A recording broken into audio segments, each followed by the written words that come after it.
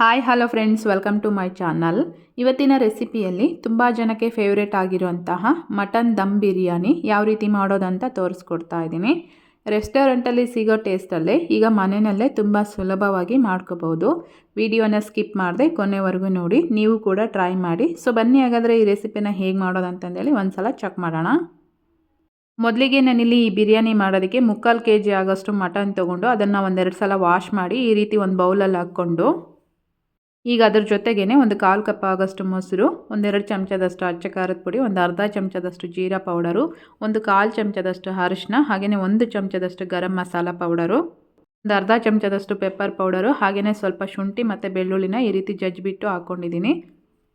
ಸ್ವಲ್ಪ fried onion, ರುಚಿಗೆ ತಕ್ಕಷ್ಟು ಉಪ್ಪು, ಸ್ವಲ್ಪ ಕೊತ್ತಂಬರಿ ಸೊಪ್ಪು, ಹಾಗೆಯೇ ಪುದೀನ, ಒಂದು ಅರ್ಧದಷ್ಟು ಲೆಮನ್ನು, ಹಾಗೆಯೇ ಇದ್ರ ಜೊತೆಗೆ 1 ಚಮಚದಷ್ಟು ನಾನು ಧನಿಯಾ ಪೌಡರನ್ನು ಸಹ ಸೇರಿಸ್ಕೊಂಡಿದ್ದೀನಿ. ಅದು ವಿಡಿಯೋ ಸ್ಕಿಪ್ ಆಗಿದೆ.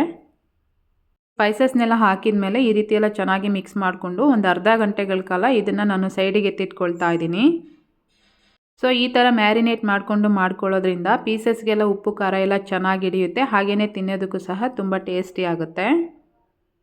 ನಾನು ಪ್ಲೇಟ್ನ ಮುಚ್ಚಿ ಇದಕ್ಕೆ ಒಂದು ಅರ್ಧ ಗಂಟೆಗಳ ಕಾಲ ಸೈಡಿಗೆ ಎತ್ತಿಟ್ಕೊಂಡಿದ್ದೀನಿ. ಇವಾಗ ಒಂದು ಬೌಲ್ಗೆ 1 ಕಪ್ ಆಗೋಷ್ಟು ರಾ ರೈಸು, ಹಾಗೆಯೇ ಅದ್ರ ಜೊತೆಗೆ ಒಂದು ಅರ್ಧ ಕಪ್ನಷ್ಟು ನಾನು ಬಾಸ್ಮತಿ ರೈಸನ್ನು ಹಾಕ್ಕೊಂಡು ಒಂದೆರಡು ಸಲ ಚೆನ್ನಾಗಿ ವಾಶ್ ಮಾಡಿ ಒಂದು 20 ನಿಮಿಷಗಳ ಕಾಲ ನಾನು ಇದನ್ನು ನೆನೆಸಿಟ್ಕೊಳ್ತಾ ಇದ್ದೀನಿ. ನಾವು ಯಾವಾಗಲೇ ಬಿರಿಯಾನಿ ಐಟಮ್ಸ್ ಮಾಡ್ತಾ ಇದ್ದೀವಿ ಅಂತಂದರೆ ರೈಸ್ನ ಈ ರೀತಿ ಮೊದಲೇ ನೆನೆಸಿಟ್ಕೊಂಡು ಮಾಡ್ಕೊಳ್ಳೋದ್ರಿಂದ ರೈಸ್ ಅನ್ನೋದು ತುಂಬ ಚೆನ್ನಾಗಿ ಬರುತ್ತೆ. ಇವಾಗ ಒಂದು ಕುಕ್ಕರ್ಗೆ ಸ್ವಲ್ಪ ಎಣ್ಣೆ ಹಾಕ್ಕೊಂಡು, ಎಣ್ಣೆ ಬಿಸಿ ಆಗ್ತಾ ಇರಬೇಕಾದ್ರೆ ಮ್ಯಾರಿನೇಟ್ ಮಾಡಿ ಇಟ್ಕೊಂಡಿರೋಂಥ ಮಟನ್ನ ಹಾಕಿ ಒಂದು ಸಲ ಚೆನ್ನಾಗಿ ಈ ರೀತಿ ಮಿಕ್ಸ್ ಮಾಡಿಕೊಂಡು, ಮಟನ್ ಬೇಯೋದಕ್ಕೆ ಅಂತಂದೇಳಿ ನಾನು ಇದ್ರ ಜೊತೆಗೆ ಸ್ವಲ್ಪ ನೀರು ಸಹ ಹಾಕ್ಕೊಂಡಿದ್ದೀನಿ. ಒಂದು ವೇಳೆ ನಿಮಗೆ ಬಿರಿಯಾನಿ ಸ್ಪೈಸಿ ಆಗಿರಬೇಕು ಅಂತಂದರೆ ಈಗ ಹಾಕಿರೋಂಥ ಸ್ಪೈಸಸ್ ಎಲ್ಲ ಏನಿದೆ ಅಲ್ವಾ, ಅದನ್ನು ಸ್ವಲ್ಪ ಎಕ್ಸ್ಟ್ರಾ ಹಾಕ್ಕೊಂಡು ಮಾಡಿಕೊಂಡ್ರೆ ಸರಿಯಾಗುತ್ತೆ. ಈ ರೀತಿ ಎಲ್ಲ ಮಿಕ್ಸ್ ಮಾಡ್ಕೊಂಡ್ಮೇಲೆ ಲಿಡ್ನ ಕ್ಲೋಸ್ ಮಾಡಿ ನಾನು ಇದನ್ನು ಒಂದು 5ರಿಂದ 6 ವಿಸಿಲ್ ತೆಗೆಸ್ಕೊಳ್ತಾ ಇದ್ದೀನಿ. ಈಗ ಅಷ್ಟರಲ್ಲಿ ನಾವು ಇದಕ್ಕೆ ರೈಸ್ನ ಪ್ರಿಪೇರ್ ಮಾಡ್ಕೊಳ್ಳೋಣ. ಈಗ ಆಲ್ರೆಡಿ ನಾನೊಂದು ಪಾತ್ರೆಗೆ ನೀರು ಬಿಸಿ ಆಗೋದಕ್ಕೆ ಇಟ್ಟಿದ್ದೆ. ನೀರು ಬಿಸಿ ಆಗ್ತಾ ಇರಬೇಕಾದ್ರೆ ಒಂದು 3 ಪಲಾವ್ ಎಲೆ, 1-2 ಸ್ಟಾರ್ ಹೂವು, 1-2 ಪೀಸ್ನಷ್ಟು ಚಕ್ಕೆ, ಒಂದು 6 ಲವಂಗ, ಒಂದು 5 ಏಲಕ್ಕಿ, ಒಂದು ಅರ್ಧ ಚಮಚದಷ್ಟು ಎಣ್ಣೆ, ಒಂದು ಅರ್ಧದಷ್ಟು ಲೆಮನ್ನು, ರುಚಿಗೆ ತಕ್ಕಷ್ಟು ಉಪ್ಪನ್ನು ಹಾಕಿ ಒಂದು ಸಲ ಈ ರೀತಿ ಮಿಕ್ಸ್ ಮಾಡಿಕೊಂಡು, ನೀರು ಕಂಪ್ಲೀಟಾಗಿ ಈ ರೀತಿ ಕುದೀತಾ ಇರಬೇಕಾದ್ರೆ ನೆನೆಸಿಟ್ಕೊಂಡಿರೋಂಥ ಅಕ್ಕಿ ಏನಿತ್ತಲ್ವ, ಅಂದರೆ ರೈಸ್ ಏನಿತ್ತಲ್ವ, ರೈಸ್ನ ಇದರಲ್ಲಿ ಹಾಕ್ಕೊಂಡು, ರೈಸ್ ಬಂದುಬಿಟ್ಟು ಒಂದು 80% ನಾನು ಇದರಲ್ಲಿ ಬಾಯ್ಲ್ ಮಾಡ್ಕೊಳ್ತಾ ಇದ್ದೀನಿ. ನೀರಿಗೆ ಲೆಮನ್ನು ಹಾಗೆಯೇ ಎಣ್ಣೆ ಹಾಕಿ ಮಾಡ್ಕೊಳ್ಳೋದ್ರಿಂದ ರೈಸ್ ಅನ್ನೋದು ಉದುರಾಗಿ ಚೆನ್ನಾಗಿ ಬರುತ್ತೆ. ಇವಾಗ ಮಟನ್ನು ಸಹ 5ರಿಂದ 6 ವಿಸಿಲ್ ಆಗಿದೆ. ಲಿಡ್ನ ಓಪನ್ ಮಾಡ್ತಾ ಇದ್ದೀನಿ ನೋಡಿ.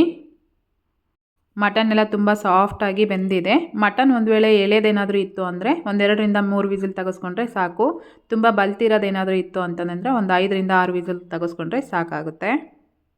ಈಗ ಇನ್ನೊಂದು ಕಡೆ ರೈಸು ಸಹ ರೆಡಿಯಾಗಿದೆ, 80% ಚೆನ್ನಾಗಿ ಬೆಂದಿದೆ.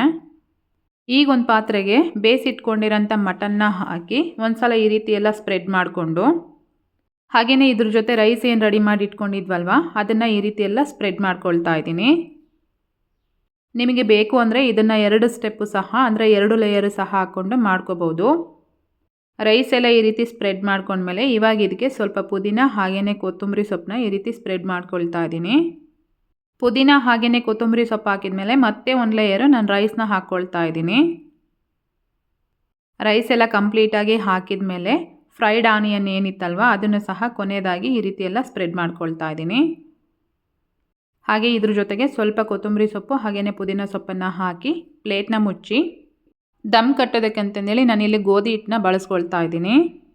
ಹಿಟ್ಟೆಲ್ಲ ಈ ರೀತಿ ನೀಟಾಗಿ ಸ್ಪ್ರೆಡ್ ಮಾಡ್ಕೊಂಡ್ಮೇಲೆ ರೈಸ್ ಮಾಡಿ ಇಟ್ಕೊಂಡಿರೋಂಥ ನೀರೇನಿತ್ತಲ್ವ ಆ ನೀರನ್ನು ಇದೇ ಪಾತ್ರೆ ಮೇಲಿಟ್ಟು ಒಂದು 15 ನಿಮಿಷಗಳ ಕಾಲ ನಾನು ಇದನ್ನು ದಮ್ ಕಟ್ಟೋದಕ್ಕೆ ಬಿಟ್ಟಿದ್ದೆ. 15 ನಿಮಿಷ ಆದಮೇಲೆ ಪ್ಲೇಟ್ನ ಓಪನ್ ಮಾಡ್ತಾ ಇದ್ದೀನಿ ನೋಡಿ. ರೈಸ್ ಎಲ್ಲ ಈ ರೀತಿಯಾಗಿ ರೆಡಿಯಾಗಿದೆ. ಪ್ಲೇಟ್ ಓಪನ್ ಮಾಡಿದ ತಕ್ಷಣವೇ ರೈಸ್ ಯೂಸ್ ಮಾಡೋದಕ್ಕಿಂತ ಒಂದು ಅರ್ಧ ಗಂಟೆ ಆದಮೇಲೆ ರೈಸ್ ಎಲ್ಲ ಸ್ವಲ್ಪ ತಣ್ಣಗಾದಮೇಲೆ ಈ ರೀತಿ ಒಂದು ಪ್ಲೇಟಿಗೆ ಸರ್ವ್ ಮಾಡಿಕೊಂಡ್ರೆ ರೈಸ್ ಎಲ್ಲ ಈ ರೀತಿ ಪರ್ಫೆಕ್ಟಾಗಿ ಬಂದಿರುತ್ತೆ. ಸೊ ನೋಡ್ತಾ ಇದ್ದೀರಲ್ವ, ಮಟನ್ ದಮ್ ಬಿರಿಯಾನಿ ಅನ್ನೋದು ಈ ರೀತಿಯಾಗಿ ರೆಡಿಯಾಗಿದೆ. ತುಂಬಾ ಟೇಸ್ಟಿಯಾಗಿತ್ತು. ಸೊ ನೀವು ಖಂಡಿತ ಮನೇಲಿ ಒಂದು ಸಲ ಟ್ರೈ ಮಾಡಿ. ಇವತ್ತಿನ ರೆಸಿಪಿ ಇಷ್ಟೇ. Thank you.